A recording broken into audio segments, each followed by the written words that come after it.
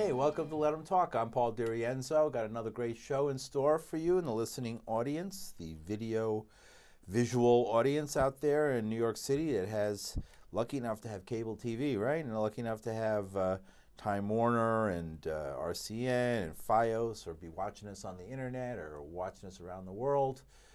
Welcome to Let Them Talk. I'm Paul DiRienzo, and we have a great show in store for you. Our guests, returning Jim Feast, poet, writer Jim Feast, and this time he's brought his lovely wife, who's a teacher, and her name is Chung, and she's going to be talking about her experiences and the fact that it's very romantic that you have this is you on the cover of Jim's recent book of poetry, and you are the subject of many of Jim's poems.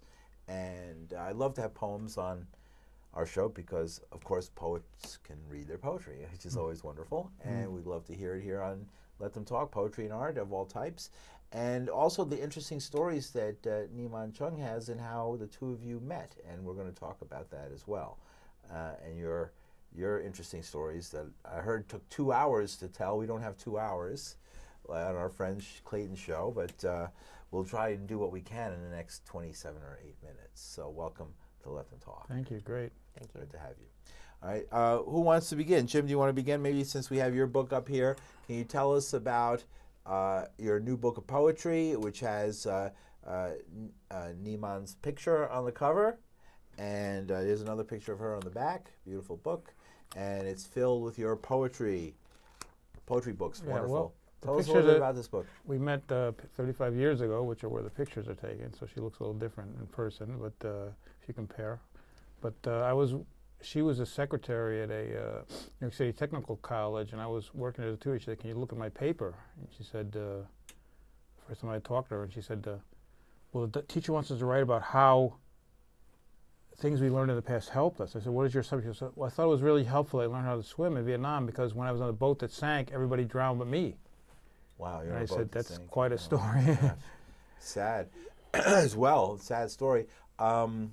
So how did that turn you? You didn't immediately strike up a relationship, but that was the beginning of the process. Right. That led Yes. to you The beginning. Yes. Mm-hmm. Right. Beginning of it.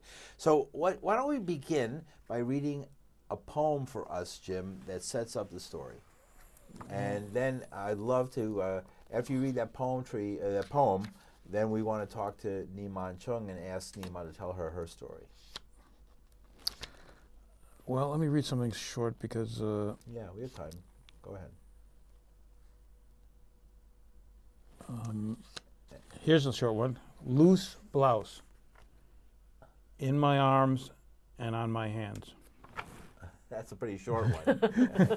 Right. But is that inspired by a relationship? Yeah, let me read you one that's, Bob Dylan used to write a lot of songs, so I kind of changed the words around to make them a little more relevant to Vietnam. She's from Vietnam, so remember the song All I Really Want to Do by Bob Dylan? Yeah. So this is my version. I don't want to kill your child, make you crazy or make you wild. I don't want to steal your land, ruin your plans or tie your hands. I don't want to give you any humanitarian aid filled with bullets and hand grenades. Don't want to put you in strategic hamlets, sell you sham lots or buy you amulets.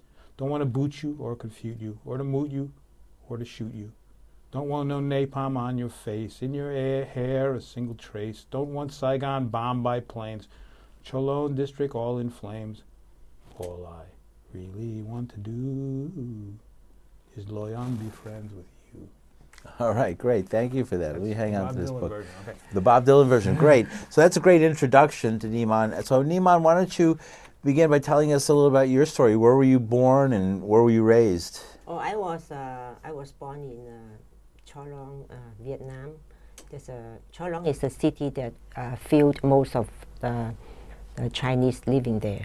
And I was born there. My father, when he was 15 years old, he came to Vietnam to stay there, and he married my mother, and that's where I was born and raised up until I was 24 years old, and I escaped from Vietnam as a Vietnamese refugee. So I was one of those boat people. And the reason why we have to leave Vietnam because there's no way we can make a living because under communist country, my father, he used to own a big factory, have 200 workers to work for him. And first, the factory will produce noodle, and then because of Vietnam War, and then he made those dry rice. Like when the soldier go to war, they just pour water and they can eat the rice. Oh, I see. Yes, that guy. Yeah, that guy. He's working for this U.S. like under contract, U.S. Army. And then when the communists came, that we were like on like blacklist, and then my father was I don't know how to say, maybe tortured, maybe not, but he was surrounded by a group of workers, and like they were verbally attack him, said like you underpay us, you work so hard, and this and that. And then my father had a heart attack, and eventually he died of heart attack. And then there's no way that the Chinese can stay in Vietnam to survive because there was a time they chased all the Chinese into the wilderness. They don't want us to stay in the city. There's no job to offer to any Chinese, especially if you have a factory or you have a business. You're considered like criminal, like they don't like people rich, they don't like people own anything. Mm-hmm. Even you own a house, that's considered like a sin. So then my father sent my sister's husband, the son-in-law, to this wilderness, this countryside, but then there's nothing there. My father even gave him money to go there to hire somebody to dig a well to get water, but then eventually he got poisoned and he died. He was a young man, like about less than 40 years old. Oh, I see. From living in the forest, or was there's no way he can survive because we are city people. I mean, you never hold a house or anything before, to plan anything. Then once you send to the countryside, the wilderness, how can you survive? Mm-hmm. And then plus there they have all kind of mosquito, everything like, and then there was no medicine at that time too. The government control all the medicine. You want to buy anything, you have to go to the government department, which is very hard to get anything. Mm-hmm. Especially you are. I'm talking about Chinese own land, own factory, like you're not getting anything. Mm-hmm. And so this was a big shock, the change, very quick change. This happened, and there was no hope. I mean, the United States said they were never coming back. They were gone forever when they left. Yeah, because the North Vietnamese came over and took over everything, and there's no way. And then they even send those little high school kids to stay in your house to watch you what you eat every day because you claim that you have no money. They keep saying, where do you hide your jewelry? Where do you hide your money? But that's truly we don't have anything. But they don't believe you, and then they then they put all these high school kids like stay in your house and they sleep there, they eat there, they watch what you eat every day. So make sure that if you say you have no money, how can you eat meat every day? That means you're lying. You must have some jewelry or money you're hiding somewhere. I see. Yeah, and then also they change money twice or 3 times. They change the money. Like if you have $1 million in your house, right after the war, you had to bring all money to the government, and then they only give you like $50 for every family. If you bring $1 million, you still get $50. If I bring only like 1,000, you still get $50. No matter how much money you bring in, they still only get $50. So it was untenable to live there if you didn't have the experience, if you weren't a farmer or had some connection there with the government. So when did you decide you had to leave, and how did you work out leaving Vietnam? Well, actually, after my father was like was tortured by this worker, they surrounded him in a circle day and night and day, and then he died eventually in the hospital of a heart attack. And then it was my uncle. He owned a jewelry store just like those like jewelry store in Canal Street. Mm-hmm. He owned something like that in Vietnam, and I remember that he's the one that looked for the boat, and he also paid for each person. My mother, my older brother, and my younger sister. She was 18 years old at that time, and I was 24. 4 of us left Vietnam, and my uncle paid the gold. He had the gold. He paid the gold. Secret room, is it? Yeah, and right in his house, he lived in a 5-story house. In his room, there's a little door that he had to crawl in. That he hide some of the go inside because he took our box, a small box. There's all the rings up there, and he say, pick one to fit your finger because when you go out by boat, you need to have something with you. The money, once you leave the Vietnam, the money is useless. Right. So say, ever get one golden necklace and one ring. So he take out a box full of rings. So say, pick one. So we feel each person try one on the finger, and then also one necklace. And then also he gave us each person $100 bill, US dollar. Okay. And then the necklace we had to, of course, we had to wear it and then put on. And then we have three sets of clothing to bring with us, and some sugar, and that's all. And then do you know? Can you guess where we hide the $100 bill? No. In our anus. That's what you have to do. You're lucky they didn't search there. Here they search there too. No, and I heard that people Here came out. Search that. Oh yeah. Yeah, they have everything. the shoe. The bottom of the shoe was thick. They had a hole in there, empty hole. Still put gold or money in there, whatever. I see. Okay. Not Vietnamese money, but US dollar money. Right. They put ring, gold, and then some of the clothing. They have this line, like this line. They cut it, and then the money. They had the money all hiding in here. Right, the lining, right. And then they try everything. Right, and then there's no way you can hide anything. Sometimes when I came out, my boat was capsized, so I lost my. Tell us before we get there. Let's get. So then you had to go. How did you get on board the boat? There was a bus pick us up, and then we were taken to. So there was a day you were told, this day you're going to be leaving. Right. So be ready. Right. And a bus came. You bus first came. went and turned back or something one day. No, that's the first one that we tried to escape. My uncle arranged us, and then my cousin, he and his pregnant wife went first, and then they got caught in the mountain. They stayed in the mountain, a small hut, for a few days. For some reason, they were found by the Vietnamese soldier, and they were arrested. But because the wife was like 3-4 months pregnant, they let her go after a few days. But my cousin, he was a young man. He was there for like 1 year. And then he was I heard that he was kept in a room like with so many young men that all try to escape. They eat here. They go to the bathroom in the same place. Everything is one place. Right. Yeah, and then but the wife get out, but he's the one that later when he came out, he got all this skin problem, all the because so dirty. That time we were on our way go up to meet him together. Yeah. But then we heard that he was caught, so we turned back to the city. That's the first time we tried, and then we didn't succeed. Then the second time we came to this boat, then.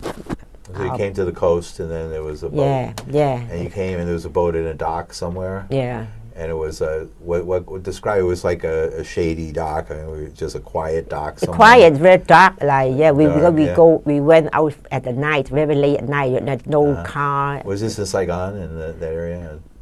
No, it's in they call Thủ Đức. It's like a kind of like 1 hour driving from a city. I see. Like there, like a country tree, like. Right.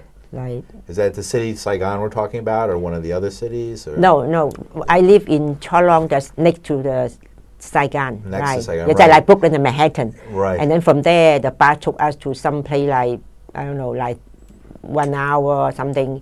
There's a water, there's a boat right there and waiting. I see. Yeah. Okay, so then you got on the boat. What kind of boat was it? Did it look good? Did you feel the boat is as big as a house, like long, like three levels. What did you feel about the boat, though? Did you feel? It's so dark. I don't know. We were asked, go in, but then we all like sit each to each other, next to each other. Very tight and so many people. And but then I heard that the owner, all his relatives, more than 30 people, they were in the lowest level. It was overpacked. You're saying? And then I heard that later all his relatives all died because they were stuck inside. Once the boat was capsized, and the water get in, and then they couldn't get out. Let's talk about that. So the boat left in the night and headed out to sea. Where were you headed? I don't know, and just I just it was very stark. But all I know is like suddenly we. How old were you again? I was 24. 24. Yeah, but suddenly and then just suddenly no light, and then they were screaming, and suddenly this thing was shaking like Titanic, and then one side just landed one side, and then others. So you don't even know what happened. It just all of a sudden No. it just started becoming Yeah. unstable. Yeah, I heard later somebody say the boat was there's too many people in there. Overloaded. And then also I heard I don't know, and then also I heard the owner of the ship, they have a lot of gold hiding under the boat, but still like they are not like heavy enough to hold the boat to keep it stable, you know, I like see, just, right. They and didn't then have ballast in the back. yeah, once it's ship and then everything like Titanic, you know. Everything started going off to the side. And then I heard people screaming like Vietnamese, Chinese, like some are chanting like Buddha or this kind of Christian, whatever. But that time like totally dark, like darkness, like you don't see any light anymore when that happened. What did you do? At that time, I don't know. I was sitting with my mother, my sister, my brother. At that time, we don't know. Nobody know what's going on. Suddenly it happened, and then I was. You know, probably like before you die, you probably struggle to try to survive. Then I think was grabbing some. I think I was grabbing something like that, a bar. Mm-hmm, metal bar. Because when the boat was beginning to go down, and then I can feel the water coming up to my legs, cold water. And then I feel so they also lift me up higher. Oh, I so see. I was grabbing this, I think it's a bar, something I didn't see, but I was holding the bar, and then at that time, and then I feel a lot of people pulling my legs.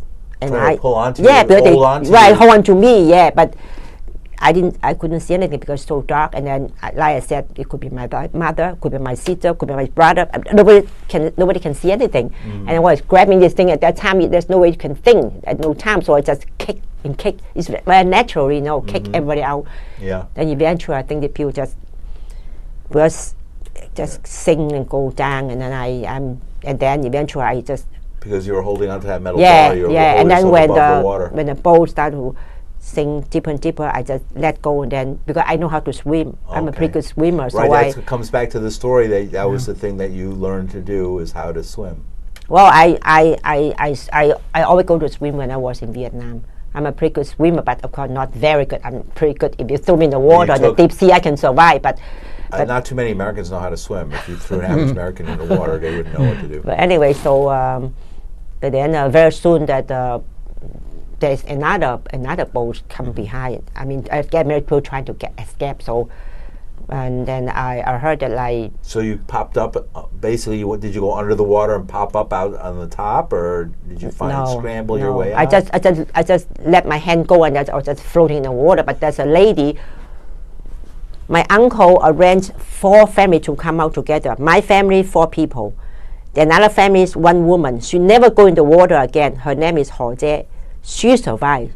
Okay, she came by herself. She never go to. She never How did she swim. survive? That's later. And then there's another family, parents and 2 girls. They're very religious. All the time they're holding the beat and they're chanting nam like that. And the other one is a single man. So 4 family, my uncle arranged us to come out by boat. They're all gone. And only me and this lady, Ho Jie, she's 10 years older than me. She doesn't know how to swim. I said, how do you get up? My sister know how to swim, but she was drowned. So I said, how do you survive? She said, oh, I don't know. I drop into the water, and then I just get up, like floating up, and then he saw that thing. Life preserver. Life preserver. Yeah, and he just hold it, and he Okay. was saved. And then my sister, she's 18. She swim pretty good. Never see her come back. But then the thing is like in January this year, my uncle, the one who paid for me to come out, he just passed away, 94 years old.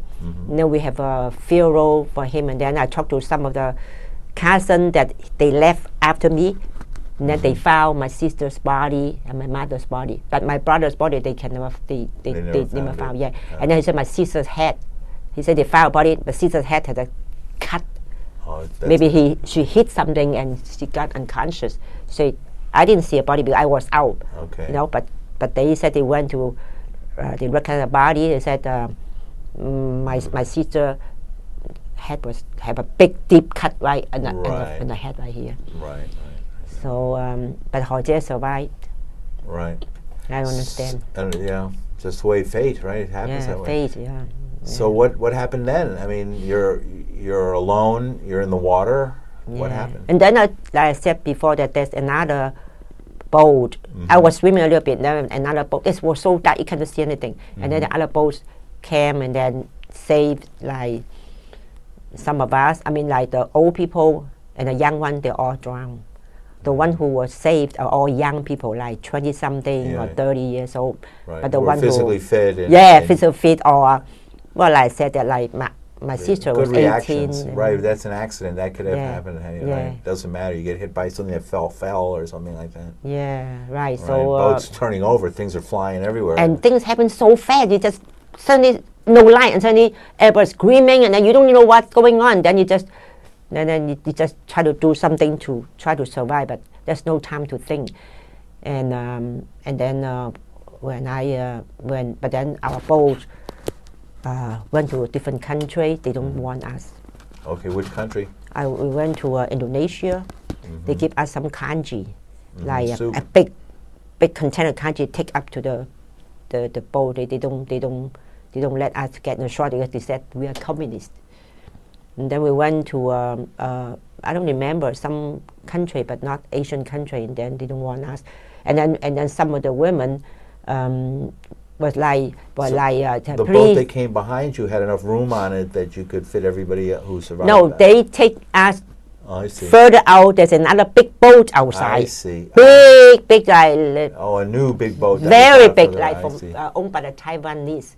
I see. Yeah, I heard later they were arrested in Philippines, but our boat arrived in Philippines eventually, and then, but still we are not allowed to get on the shore in Manila, and then we can just stay in our boat, and then. Do you have food? The Philippine government they send food to us, but they gave us those bread, but the bread is like Old. old, and then after we eat, we all have diarrhea. You know, they make the makeshift bathroom. Yeah. Everybody like just dump everything in the water, and then the long line, man one line, woman one line. Oh my God. Oh, dysentery. And That's that's a message like don't stay here, move along. Right? You're sort of saying that. Yeah, right? yeah. So then, where did you go after the Philippines? Did you just keep trying? Well, I was Philippines. Then we were not allowed to get on the shore, and then They did allow you eventually to get. Well, eventually, but they you have to have people to sponsor you. Like you have relative, that's the best way. Like I wrote to I have a stepbrother. In Vietnam, you can have as many wives as you want. It's legal to have 10, 20 wives because there's no men. All the men die in the war, or they come back have no limbs or no one eye or no eye. So there's no men. So the women, with so many women, so one man can get as many women as you want. And then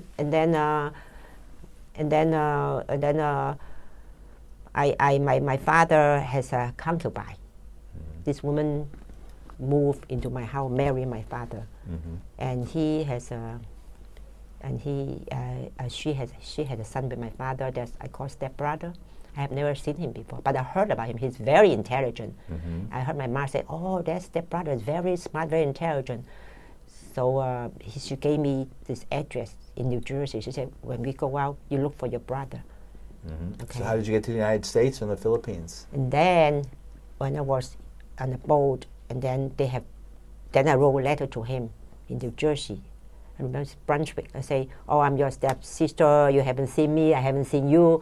But I got your address, and I'm here. I'm escaped. I lost my family. I would like to go to America. Would you please sponsor me? But if you don't want to sponsor me, it's okay. I'm not get angry because we haven't seen each other. So if you sponsor me, I'm happy. If you don't sponsor me, it's okay. I just go to other country. But I would like to go to the place I have somebody I know, like blood connected." So I didn't get a response, the reply. So I think maybe he doesn't want me. So we have different countries coming. We have Egypt. We have Denmark. And then I heard Denmark that they're very sex free. Like the men go on the street, they see a woman, and they go to bed at night right away. have Okay. sex. They're You heard that story, right? Yes, I don't want to go to Denmark. I don't want my husband go out the street and get a woman and have one night stand. Then I have a Canada. Sounds like an interesting country. Canada came in. Oh, we need 500 young men and women, so they come in who want to register to go. So since my brother didn't respond to me, so he probably doesn't want me. So okay, let me register. I'm a single girl at that time. I was 24. Then they come to measure for you. They measure for you. They make clothes for you because it's very cold over there. Yeah. They come in to Canada, measure. I've noticed it's very cold in Canada. Yeah, and then they have Denmark and Egypt. France, they love big family. If you have a lot of children, they love big family. So we want big family. So people have big family, they register, they go to France. I didn't go to France because I don't know anybody in France. Right. But I know people, they left, they go there. So what happened eventually? We have a couple of minutes. What actually happened in the end? How did you get Then into it? my brother sent me a letter. And they said, oh, we just moved, we sold the house. What was we it just like moved. when you got that letter? Oh, I was so happy. So I ran to this Canadian representative. I say, oh, I'm not going to Canada. I'm sorry. I say, my brother came back, say, want to sponsor me. I want to go to America.